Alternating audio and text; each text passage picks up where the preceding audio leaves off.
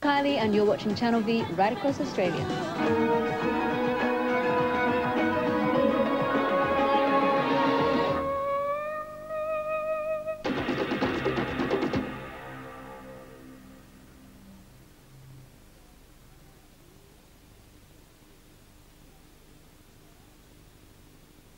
How are you? Good, how are you? In the backyard, and when I think that now we're going to talk about the 7th album, and the first time we were probably in this house visiting was when we were playing... around that time. Of Neighbours, playing myself, you playing Charlene. Yeah. And I don't think Locomotion wasn't even released then. You were going to give me a record deal on Neighbours. Well, that's Something right, like that's that, right. yeah. Ended up Gadinsky giving you a deal on Mushroom. Well, there you go. 7th album, that's pretty daunting. And a different album, again. Yeah. Daunting but very exciting. Yeah. And strangely enough, I only have regular nerves. I mean, people have been saying, aren't you nervous because you've written this time on an album? And I'm not really nervous about that at all, but I have regular excitement, nerves, can't wait to get it out, interested to know what people will think of it. Yeah. Yeah. Well, tell us a bit about the album. I mean, like, you love going out and challenging yourself these days. I know in the Manic Street Preachers with the single, but tell us about the making of this album. And how you come to choose, you know, the different people that worked on it for you. We kind of let a lot of it just develop along the way, and the only thing we really knew initially was that I wanted to write, and we thought the best place to start was with Brothers in Rhythm. Right. Who did Confide in Me and other tracks. And so I went in with them. I felt very comfortable working with them, and we knew we wanted to go through the Confide in Me door as opposed to other songs we'd done together. And then I was interested in working with other people, and Dave Ball was suggested, and I love the work of The Grid and Soft Cell, so that was... I was very happy to go and meet him, and ended up doing quite a few tracks with him. And then the Manic Street Preacher connection came about halfway through the making of the album. Happened over a beer with someone from my record company and James Dean Bradfield. Right. From the Manic Street Preachers, as the story goes. I mean, I wasn't there, don't really know. So they were having a chat and said that I was working on my album. How about doing something together? And so that eventuated from that small beginning. But it was especially nice because I almost, well, they had wanted me to work with them in '91.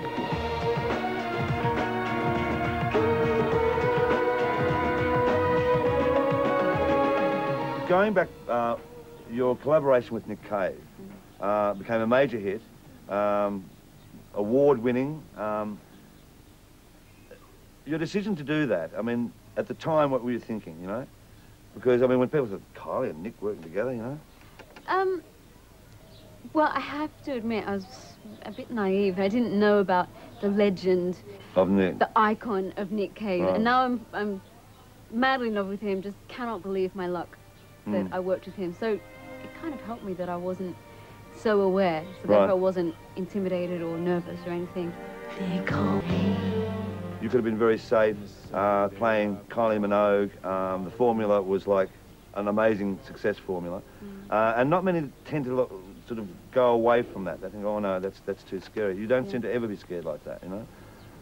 No, I don't think so. No. I mean, it means I have to do a lot of explaining because people, like, they need to have a reason or an explanation for all the changes and why do you keep having image changes and how do you explain this latest, you know, style of music or whatever. And I'm constantly baffled that I have to keep finding a way to explain it. To me, it just seems very normal, and I think that's part of the reason that I'm still making records. Now listen, I mean, you've had so many #1s in the UK. I mean, it's such a fickle market. I mean, at the best of times, you know, things come in and out. Do you still worry about the charts? Oh, yeah. I guess you have to, you know. I do, but I had to have a little chat with myself and not put the pressure of trying to maintain the kind of chart positions that I had in the beginning. I mean, they were crazy days. That was #1, #2, #1. I mean, if I had that again, there's no reason to say that I won't, but But yeah, I just hope I get a good chart position. On your acting side, what do you think will, I mean, is there anything in the pipeline? And considering, No. I mean, you started as an actress, you know? There's nothing definite in the pipeline. I put 2 years into the album, so I'd like to see that through and put together a great tour, which I think would definitely take some time. But having said that, if I got an amazing offer, I would probably, you know, drift gently towards a great acting role for sure. And I'm very keen to do something that I could be proud of, because my recent forays into Hollywood were less than fulfilling. So something, I mean, like Delinquents, I think was a great start for me. That was good, and had I followed along that path, I'd probably have more to look back on and see a progression and would hopefully see my work improving. So I almost need to start at the roots again. You can't tell me you act children. Apart from that, I mean, you've also done a cameo role in a film called Diana and Me, which I saw that bit where you're being chased by the paparazzi. I haven't seen it. Well, I think I've got it there. Is it funny? It's good. Okay. It's good.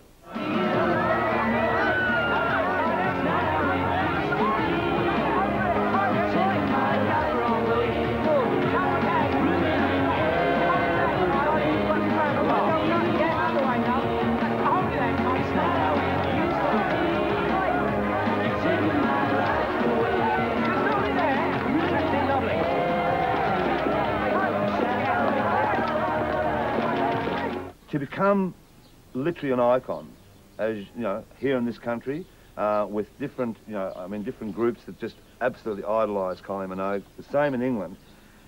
Do you look back and you think, well, how do you look at yourself? I look back and think, well, because I mean, you know that, I mean, here in this country, you're absolutely idolised, you know, and I mean, it's for different reasons. Certainly from, you know, like the dance market, they just absolutely adored you. The gay market, the straight market. Do you ever feel like when they say, oh, look, maybe Kylie should do a dance number, you know? Does that peeve you off, or? No. I think it's great if people can see me doing something different, and perhaps they've finally become used to the notion that you can do different things.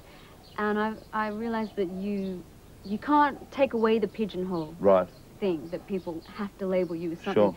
But what I've managed to do is just push my my walls quietly, make them, you know, my space to play in a little bit bigger.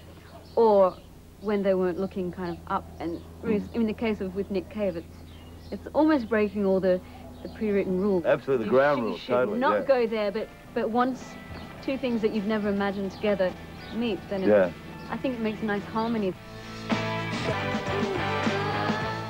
Spice Girls, what do you think of it? I think they're great. Yeah? Yeah. It's fun again, isn't it? It brings a bit of fun back into the music scene. Yeah, it's something that, I mean, I'm always asked what do I think of them, and it's hard to think of them and take away the phenomenon part of it. But just driving around today, I've heard quite a few of their songs on the radio, and I sing along to them, and I know them, and they've already carved their place in musical history. If you want to be my love the way it is. And we've talked about Danny before. I mean, are you the protective sister of Danny? Because, I mean, you know, here, I mean, she's on the magazines all the time, you know. But, I mean, Danny is a very talented person in many ways as well. I mean, she does the television, etc., etc. Yeah. Does she ever come for you for advice? Indirectly, yeah. I think it's just nice to know that we can both support each other. Sure. And she can tell me that she's had a really bad day, and I can say, I understand. Yeah. And she knows that I mean, I understand. It's not like a friend whose sympathy is very nice to have. But if you've been in that position, I think it means a lot more. And she knows that I've been through it, and you come out the other end and everything's fine. On this album, with the current album, are you going to tour this album?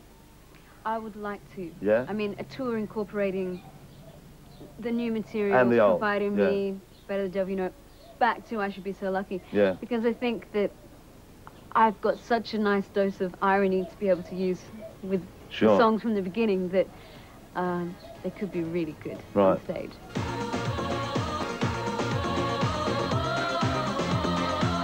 Well, I've been working with a band in London, which was really basic, very cool. It was great fun for me to just be performing in a, you know, really low-key way. Yeah.